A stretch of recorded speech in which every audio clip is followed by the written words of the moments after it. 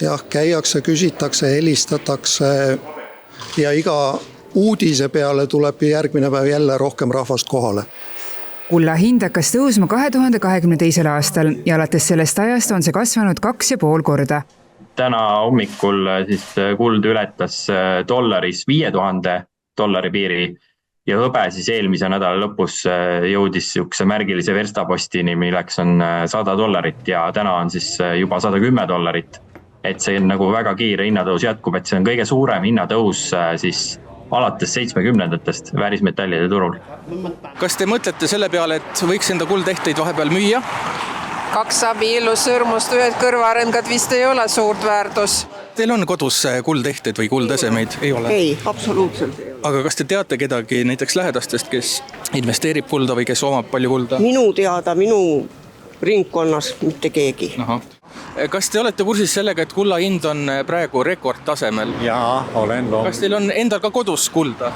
No sõrmusseid ikka mõned on, jah. Aga investeerinud kulda laiemalt? Ei ole.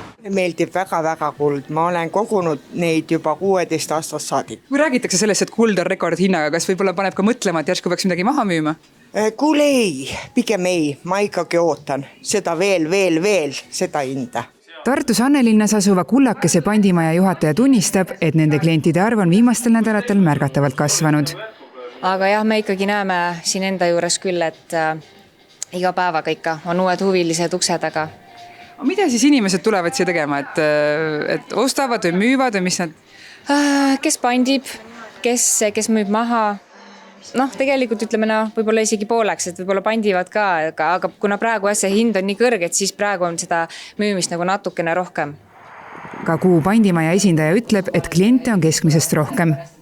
Osa kliente on neid, et kes siis otsivad investeerimiseks kulda, on need, et kellel on kodus seisma jäänud kulda või hõbedat, et need nüüd siis pandivad, et huvi on ka e-poes, et kus väga aktiivselt otsitakse soodsama grammi hinnaga ehteid.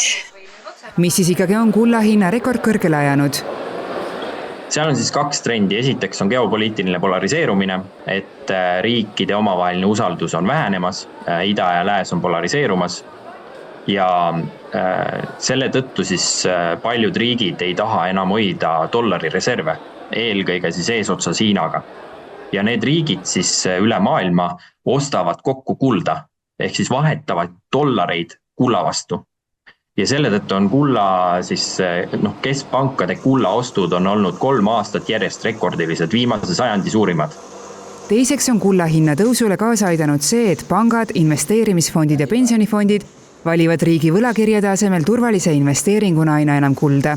Sest kardetakse, et laenukoormusega seotud probleemidest vabanetakse lõpuks inflatsiooni kaudu. Ma arvan, et see riigi võlgade mulli lõhkemise sündmus on niivõrd suur, et sellest kirjutatakse majandus- ja rahandusõpikutes 20 aasta pärast. Te töötate igapäevaselt Soomes, et kas põhimõtteliselt seal siis saab nii palju palka, et kui tulete Eestisse, siis saate endale lubada mõne kuldeseme? Ma arvan küll, jah. Kui säästlikult elad, siis küll saab, jah. Teie elate? Jah. No kaua te praegu Eestis olete, et olete siin puhkusel? Ma olen, pojal on täna 35 ja ma tulin juubelile ja tulen kingitust vaatama. Ongi kullapoest? Jah. Mis siis pojale on plaanis osta? Ma tahan osta kuld kaelaketti. Kuid lisaks kullapalavikule toob Eesti inimesi pandimajja ka rahapuudus. Ei jää kätte piisavalt raha elamiseks. Muidugi on ka selliseid ootamatusi, kellel on autoga juhtub midagi, kellel on lihtsalt eraeluline kriis, tervisega mingid mured, et siis arstiarved lähevad siin rohkem kui on varutud. Juhime tähelepanu ka sellele, et palju on igasugustes portaalides ka võltskulda, et soovitame siiski osta pandimajadest või siis lasta neid pandimajades või kuidas seppade neid ehteid kontrollida, et pettusi on palju.